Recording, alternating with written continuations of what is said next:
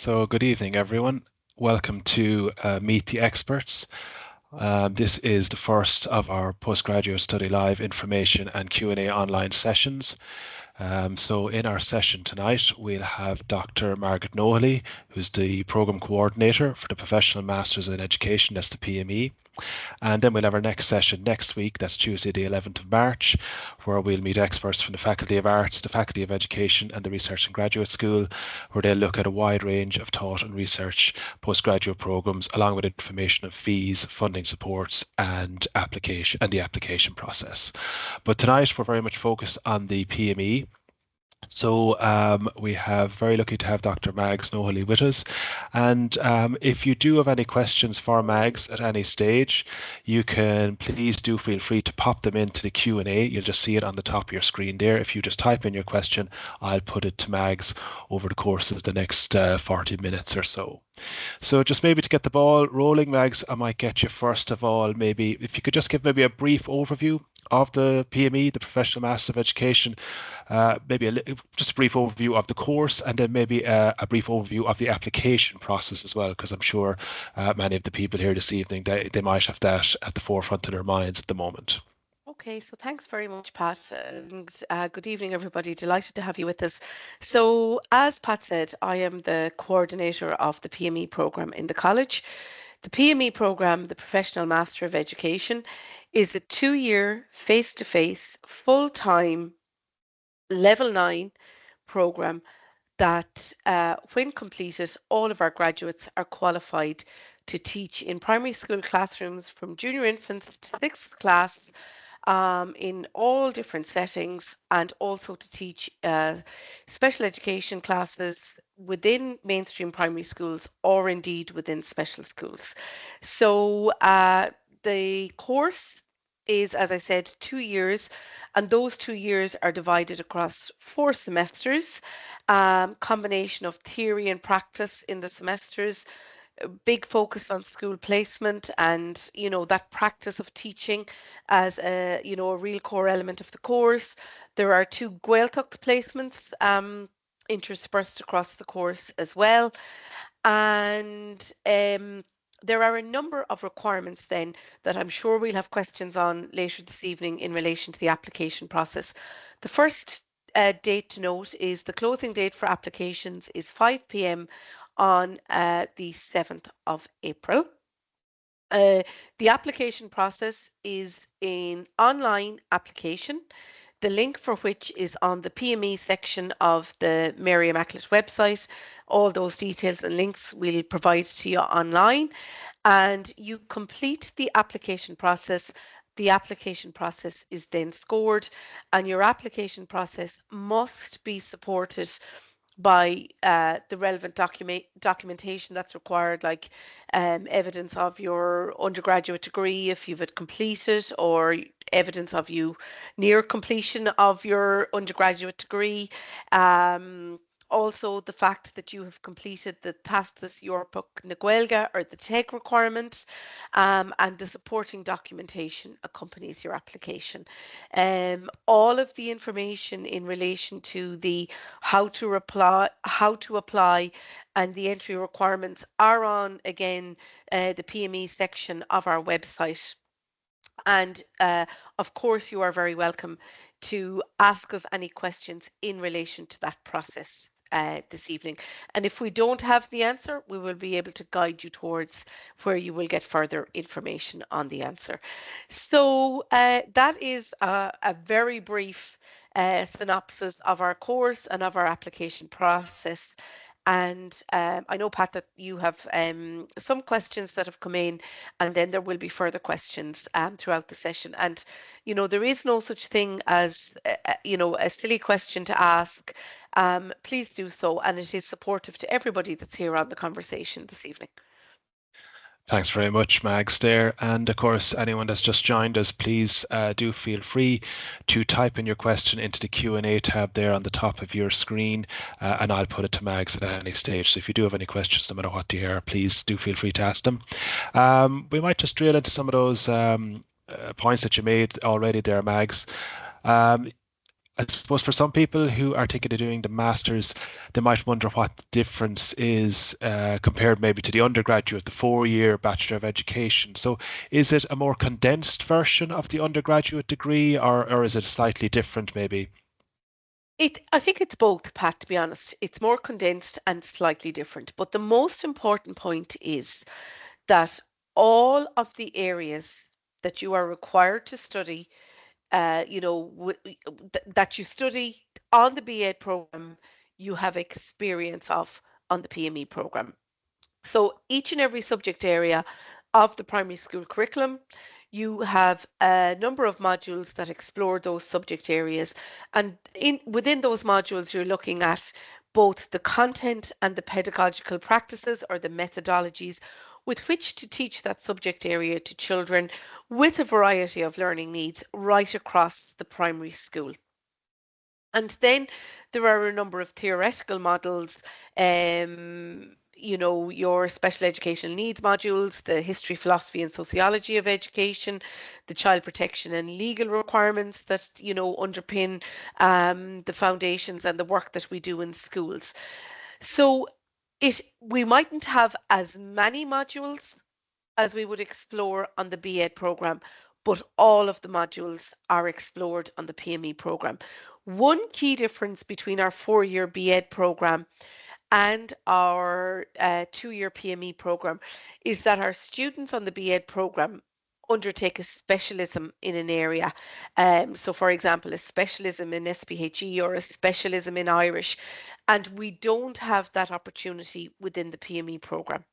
And in the B.Ed program, there are certain students who opt to study for a semester abroad because they're completing 8 semesters. We don't have that option within the PME program. But I mean, there's never the situation when it comes to applying for jobs that our PME graduates are at any less of a disadvantage to our B.Ed graduates, because our PME graduates bring undergraduate experiences in that really, really enrich the experiences that they offer to children. And you also bring the maturity, of different life experiences, different college experiences to bear within the classroom. So we find that our PME graduates are highly sought after in terms of schools looking for qualified teachers. They're it is regarded as our courses are within Mary Immaculate College as a really high quality course that qualifies you to become a primary school teacher. Okay, and you did mention, I suppose, that many of the graduates, they're from different backgrounds, they have different degrees and different areas, Mag. So I suppose some people might wonder, does it matter what your undergraduate degree was in, Not at all. does would it make any difference at all? No. So in terms of the application process, the requirement is that you have a minimum level 2 to level 8, minimum 2 honours degree is the requirement, um, in order to be successful in applying for the PME program. One of a number of different requirements. There are not extra points awarded on the scoring system for an early childhood degree or an Irish and um, maybe German degree. There are no points differences. The points differences are if you get a first class honours degree, there are more points awarded to 1 to 2, and obviously there's the GPA system as well. So in essence, it does not make a difference. And what we find is, we have students coming from engineering backgrounds, legal backgrounds, nursing backgrounds, early childhood backgrounds, and they bring such a wealth of different experiences to the classroom and to the students within their care. And it's lovely, that's a really enriching element of the program. But in terms of the actual process of applying and the scoring system that's applied, there is no preferences in terms of your level 8 degree. Okay, that's a good point to know. And if anyone does have any questions, please pop them into the Q&A there, and I'll put them to Mags. Just I suppose sticking maybe with kind of entry requirements and that whole area of the process, Mags. I know some people, I suppose, Irish for some people is can be a little bit of a worry trying to get that H4 in their leaving cert.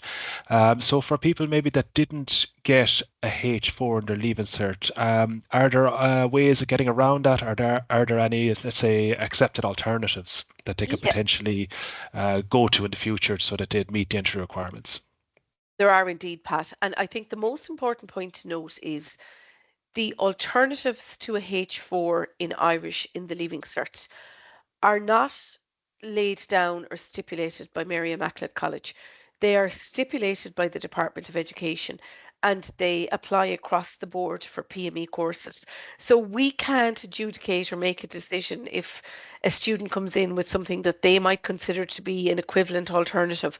We have to apply the guidance that is laid down by the Department of Education. So one of the more popular options that students undertake is the Tastas Europach na Gaeilge. The level that you require for entry to the PME program is the B1 and you achieve a grade of 65% or above in that. The level B2 is the next level up and a completion of the B2 and achieving 50% or higher is considered as an alternative to the Leaving Cert. There are a couple of level 8 undergraduate degrees, like there's one in UCC, for example, where Gaeilge is a core component of the course, and they are considered, excuse me, as alternatives to the H4 in the Leaving Cert. When you go into our website, there is a section on entry requirements, and there's a two-page letter there from the Department of Education that lists the alternatives. Just one point to mention, some people do go back and resit Irish in the Leaving Cert, and that is great if that's the choice that they make.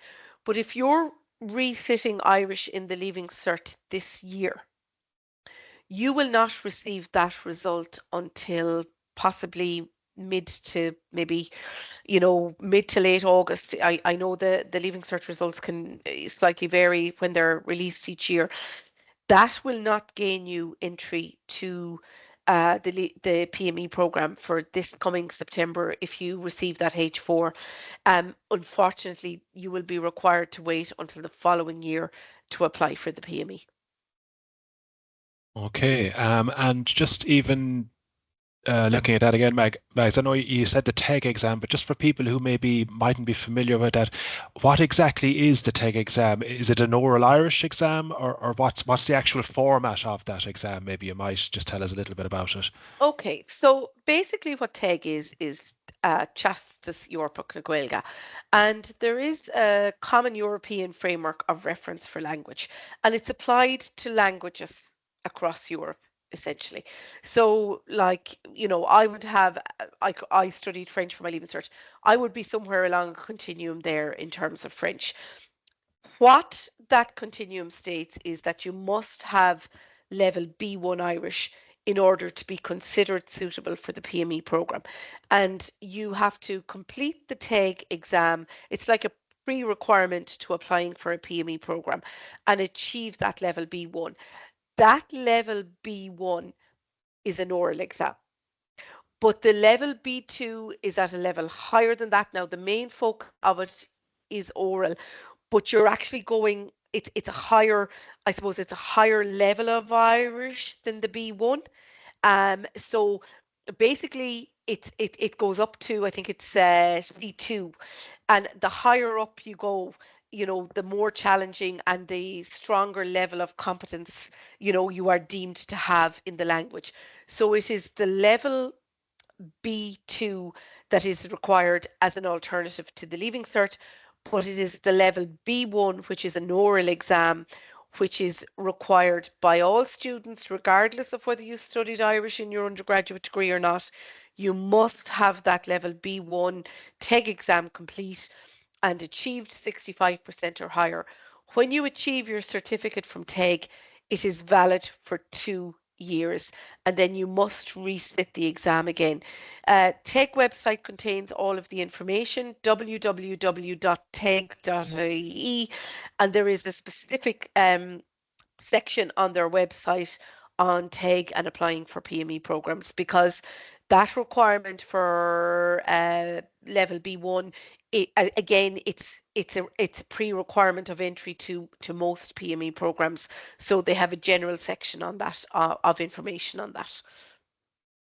Okay, thanks, Mags. So we have a couple of questions, and if anyone else does have any questions, please pop them into the Q&A. So first question we have here, Mags. This person, they're just wondering, is there a dissertation to be completed when doing the PME? And they also want to know about exams at the end of each semester. So this might be just an opportunity, even just to go through the assessment, Mags, even if you want to expand on that a little bit as well, just how students are assessed on the program. Great. And actually, one of the things I omitted to mention, so a very good question, is the dissertation. So this is a level 9 degree. And obviously it's very much a practical, very much practitioner based on practical preparation to become a primary school teacher. But there is a key focus on research.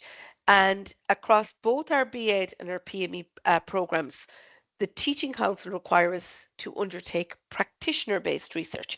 And what that essentially is reflecting on our own practice. So in the first year of the program, our students study research methods, focusing on practitioner-based research, how you gather data on that, how you reflect on that. And then on their extended placement, which is the last school placement our students undertake, it is a 12-week school placement in one school. Our students conduct practitioner-based research on that placement, and then they analyse that data and it is presented. We have a number of options of how we present it. It could be through a research poster or through a dissertation, but there is essentially a very strong focus on research and practitioner-based research as part of the course. In addition, or sorry, No, in right. relation to the assessment, excuse me, there are a variety of assessment methods across the course. And I think, we have a number of external examiners who evaluate our program every year. And one of the comments we find that our examiners note positively a lot of the time is the breadth and the depth of the assignment types we have across the course. So there is a combination of examinations, practical assignments, and school placement itself is an examination, and you are examined on the practice of preparation for teaching and teaching in the classroom setting. So some of your examination or some of your assessments might be around, there could be group work involved, there could be, resource development, scheme development, planning development around, preparation for the practice of teaching, and it could be aligned to a school placement you're about to undertake. Other modules will have essay type, reflective type assessments. Other examinations then will have, other modules will have examinations. And obviously your dissertation modules will have that whole process of gathering research, analysing research, presenting research.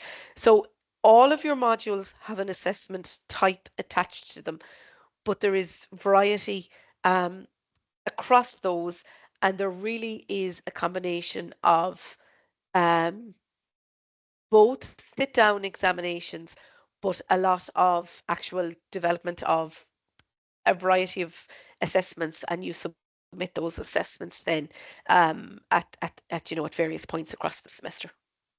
Okay, thanks, Mags. So we have a couple of questions in the Q&A there. So there's a couple of parts to this question. So we'll just start off with the first bit, maybe, Mags. So this person, they're from Donegal and they have a family, so moving to Limerick is not something they really want to do. Mm. So they want to know, do you think that the program might ever become a blended learning course? Not at the moment. Yeah. Like I can't say never, but in the next short while, no. Now, I think it's important to bear in mind that even though this is a 2-year full-time face-to-face course, you actually are only required to be on campus for 3 semesters. So in semester 1, You have 10 weeks of lectures followed by 2 weeks of school placement. That school placement is normally sourced by the college. And it wouldn't always be within Limerick, but it's kind of Galway, Clare, Limerick, maybe Waterford, Cork, Tipperary. That's kind of maybe the general geographical spread of that placement. And you complete that school placement in pairs. You're then on campus in second semester for 10 weeks and you have a 6 week placement. And that school is sourced by the students themselves. Now, if we have a cohort of students in Donegal, which we usually have, the student is very welcome to choose a school at home. They will be supervised at home. You go into your second year, then you have a 12-week semester on campus of lectures, and then your final teaching practice, which is 12 weeks, you are off campus. Uh, most students are actually probably in the school, maybe they went to themselves. And again, if that's in Donegal, that is supported by the college, and students are supervised from one tip of Donegal to the bottom end of Cork. That is, the geographical spread of our students. So it is really a 3 semester campus, and then after your final school placement you've got your dissertation to finish, but all of that can be done remotely. Look at I'm not saying that's practical or viable with the family, but it's just giving you, I suppose, a kind of a brief overview of what the semesters look like. Thanks, Mags. And I think you answered the next part of the question there. They wanted to know, could it be undertaken in schools in Donegal? And the final bit then of the question, they have a certificate in religion and a diploma in Irish. They want to know, do they need to do the TEG exam? With the diploma in Irish, yes. Yeah. Now, if I stand corrected on that, my understanding is Yeah, yes, but the yeah, I best think thing you're to right. do, Yeah, yeah, exactly. would be to check with admissions or with TEG. Now, uh, religion is so our students have options in relation to religion, both on the BEd program and on the PME program. So at the moment, I think about 89 to 90% of all primary schools in Ireland are under the Catholic Primary Schools Management Association, or what we call the CPSMA. And essentially, those schools teach the Catholic religion. And if you want to teach in one of those schools, you have to have a certificate to teach religion in those schools. So most of our students, you know, take that certificate. We offer it in Mary I because it gives them, I suppose, the broadest employment opportunities. However, there are another 10% of schools that are Educate Together schools, they are Church of Ireland schools, they are multi-denominational schools, community national schools. And if your choice was, I want to teach in those schools, you can undertake a different module around kind of, it's a broader multi-denominational cert. Or if you wish to complete both certs, you can, but you will only be awarded in terms of assessment. Only one of them goes towards assessment. Some of our students who have a religious cert are allowed to be exempt from that module. But Dan O'Connell, who's one of our staff members within Mary Immaculate, we would put the students in touch with them when they start on the course. You'd have to send your cert to Dan, and he'd be able to say to you, look, this exempts you, and this the cert that you have enables you to teach in schools in Ireland, or it doesn't. So that's just to answer the religious cert question. But the Irish, the TEG requirement, it's nearly a requirement that's outside of Mary Immaculate College. It's a requirement to be eligible to apply for the course at Mary Immaculate College, and indeed, it's not specific to just Mary I. Yeah, so right across the board, whether it was Minute, DC, or wherever you were applying, you'd have to do it. We've another entry requirement question here from Orlet. She wants to know, they got a H4 in presumably in Irish in your Leaving Cert. Do I still need to sit the TEG B1 exam? Yes. So Yeah. the TEG is an entry requirement for the course. And I suppose just to give it a little bit of context, when I started working in Mary I. I think I'm 10 years in Mary I now. We would have had an interview process as part of, being considered for the PME program in Mary I. And there were two components to that interview process. There was an English interview and there was an Irish interview. And uh, before the application process, which started in 23, came in, TEG took over kind of the requirement for, in lieu of an Irish interview, TEG was a requirement. So TEG is really separate to your undergraduate degree, your Leaving Cert results. If you're a fluent Irish speaker at home, there is still a requirement for you to complete the TEG exam. Okay. Next question then from we have here is, do you have to submit a transcript to our applications from our undergraduate course? Yes. Now, if you are in the final year of your undergraduate course at the moment and you would like to apply for the PME program this September, you can still do so. And by the 7th of April, which is the closing date, you must submit the results of your most recent year's results in college, like say the third year of your degree, as long as it's not an Erasmus year. So the most recent year excluding Erasmus. And you will be offered a conditional place on the course. But then when your final results of your level 8 degree are provided to you by your college, you must immediately then send those to Mary Immaculate College. And the place can only be the place is only, it's really conditional on those final results. But being in the final year of your course at the moment does not prevent you from applying for the PME program for this coming September.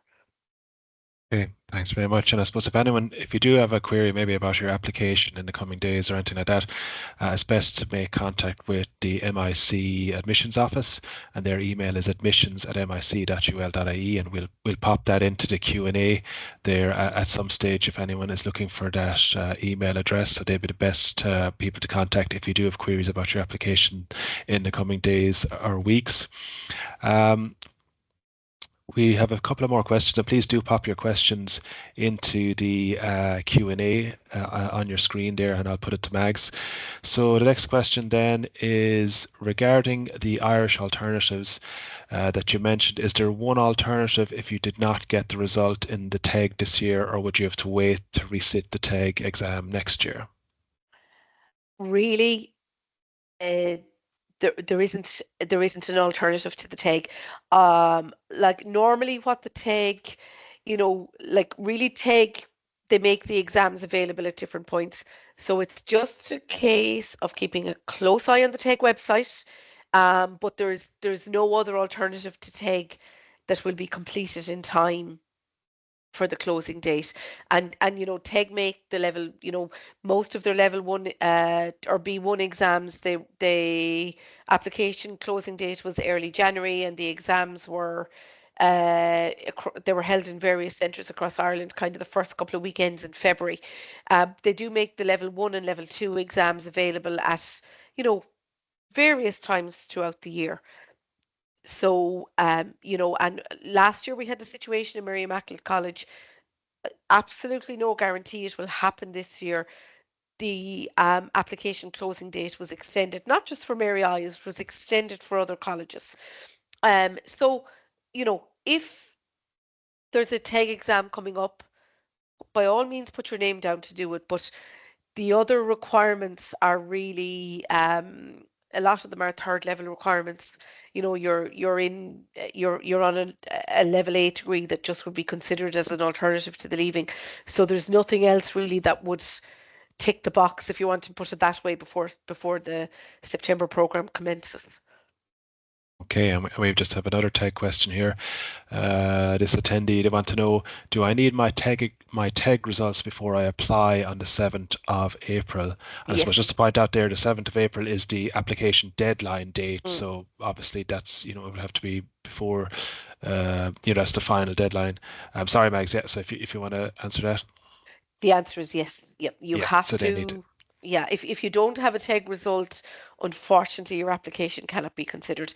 If TEG hold any exams between now and closing dates, they are very good to make the closing dates available because, again, it is the same closing date across all colleges. So the colleges work together in terms of closing dates, release of results of the application process to students.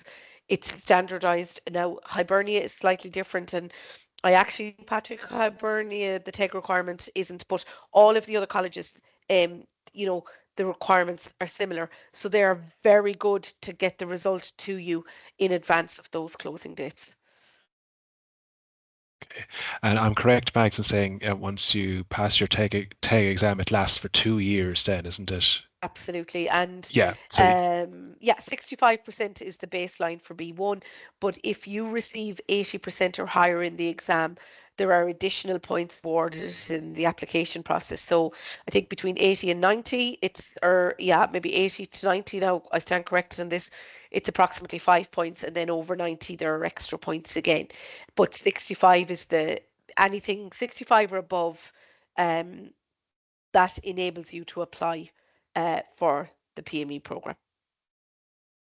perfect. Yeah.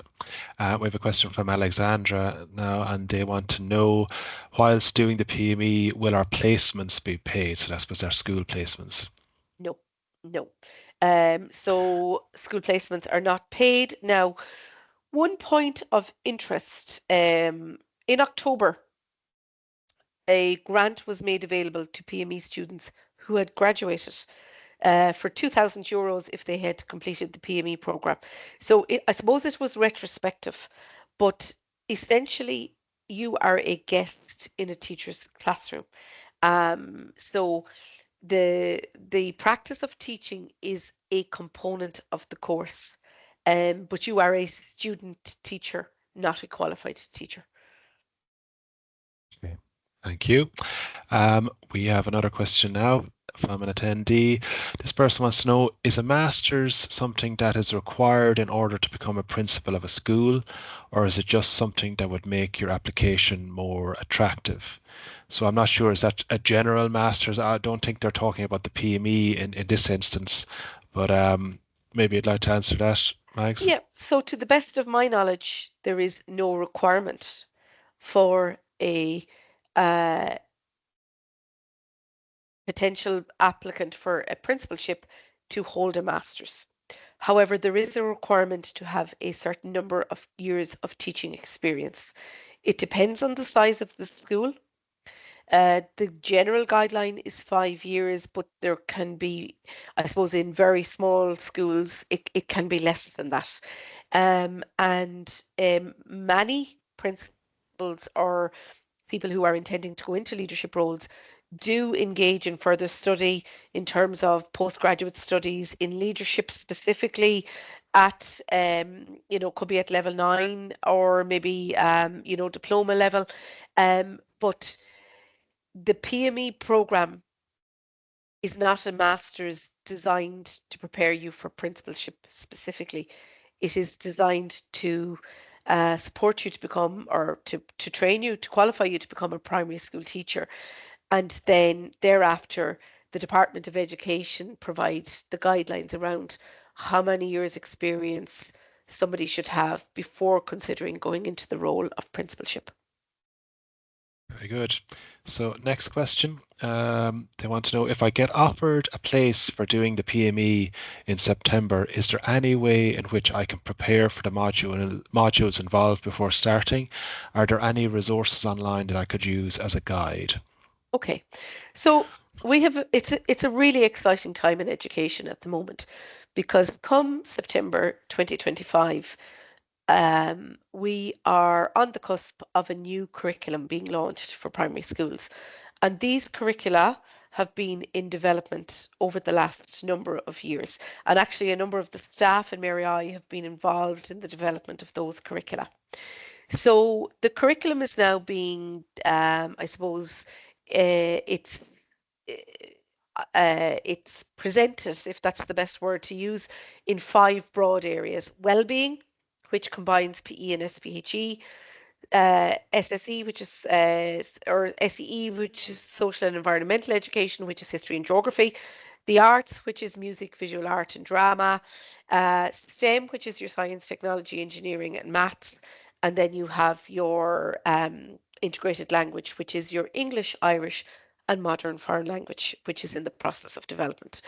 So one of the things I think that would be really interesting to do is all of the curriculum have been presented in draft specifications.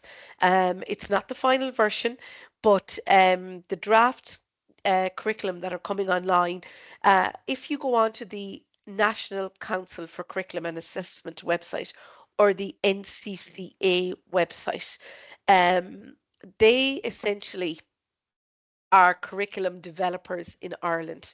They have the responsibility under the Department of Education for curriculum development in Ireland. So I think just familiarising yourself with primary school curriculum, how it, there's four stages. Stage one is junior and senior infants. Stage two is first and second. Stage three is third and fourth. Stage four is fifth and sixth. The strand units, the learning outcomes. Just reading up on all of that, I think, is um, it's a really, really interesting kind of preparation piece. I think even just taking some time to become familiar with the Department of Education website, even taking some time to, look at a couple of school websites, see the activities that are happening in schools, the initiatives that are happening in schools, they're all really good opportunities. Or if you have an opportunity to go to your local school, volunteer for a day or two, assist a teacher in the classroom. There is nothing better than getting into the classroom and seeing how schools operate. And I have to say this, our schools are just fantastic places. They are so accommodating to our students. They are so accommodating to their past pupils. And they are so willing to give students right across second level, third level, voluntary experiences. So that, if you have an opportunity, is a really rich way just to see how schools and how teaching and learning operates. And there is nothing that will develop your practice like seeing, a really good teacher, practitioner in operation, a really good school in operation.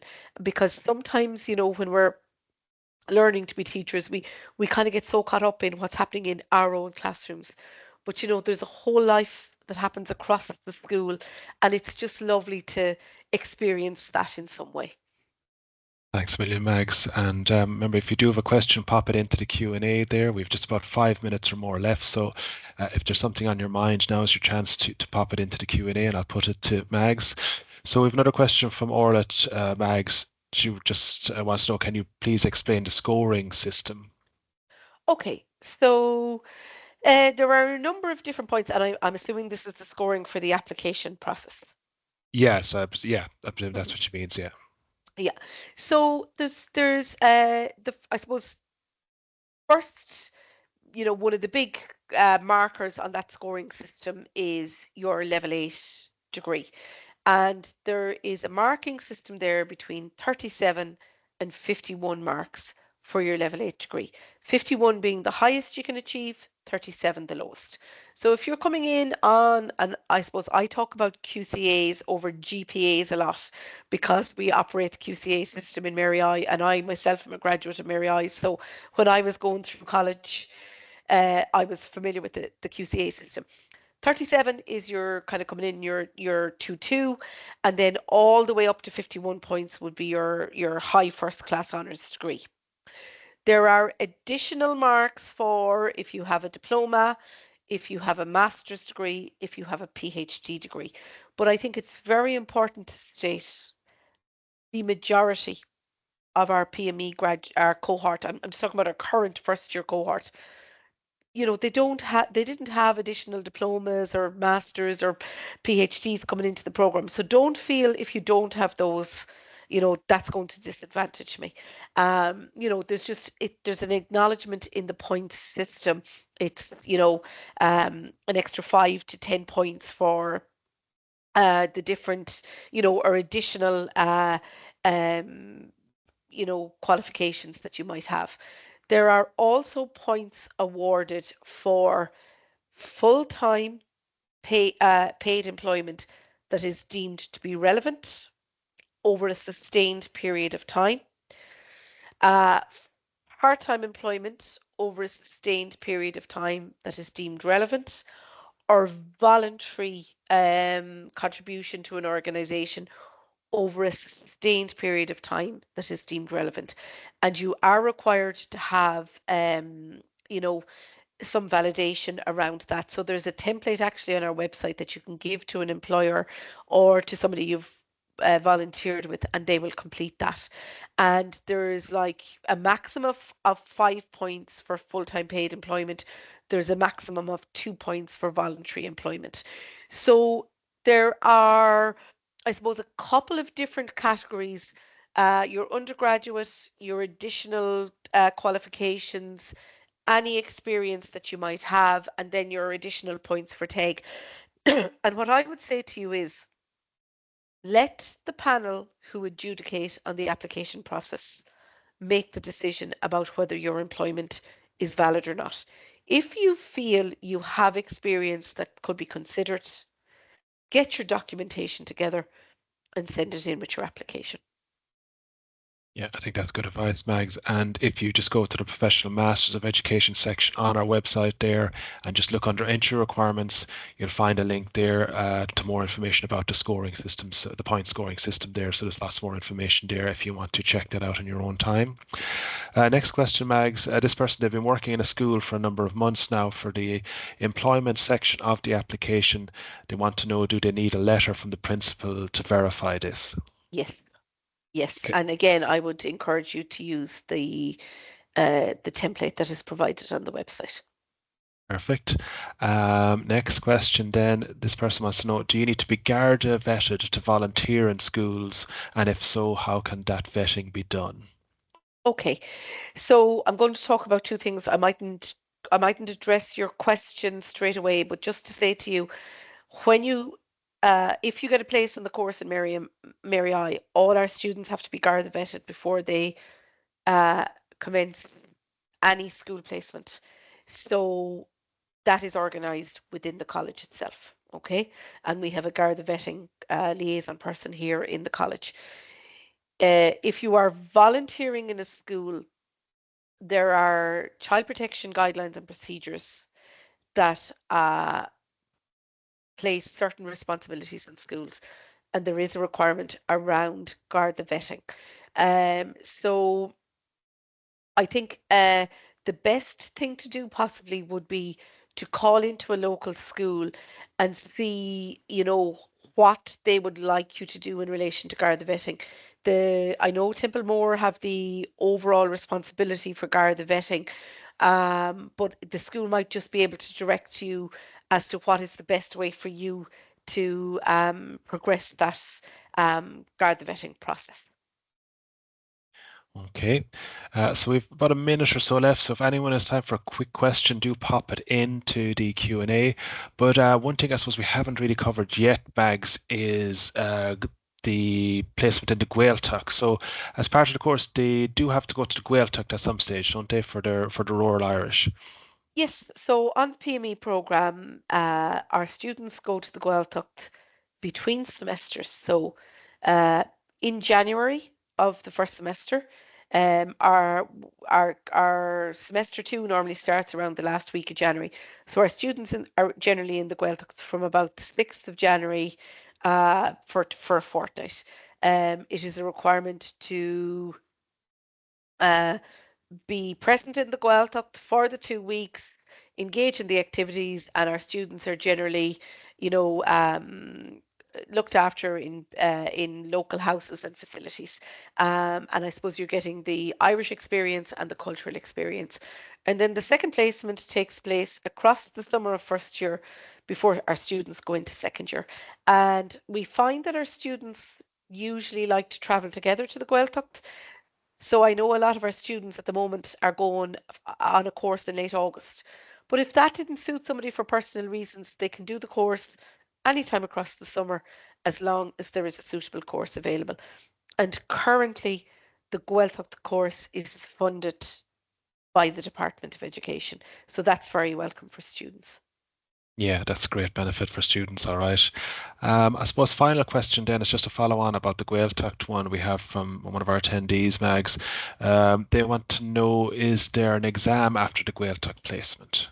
So our exam after the Gaeltacht placement is linked in with our Gaelga modules.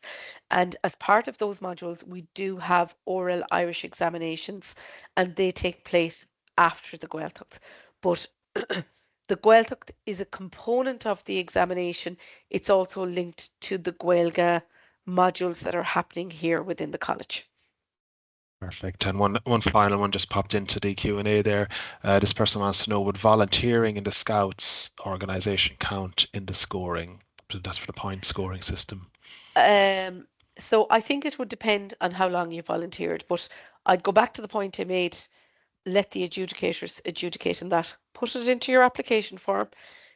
Get your validation from the Scouts, and let the scoring panel then make their minds up on that. But I mean, it's Brilliant. certainly Yeah. an experience of working with children, and I mean, I think anybody who's considering, a career in primary school teaching, any experiences you have working with children, really important to include those. Very good. So that, I suppose, brings our session to a close. So this is the first in our Meet the Experts series.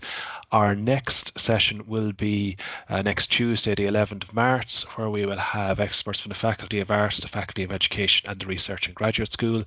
And they'll be looking at a wide range of taught and research-based postgraduate programs in the college. We look at information of fees, funding, and the application processes.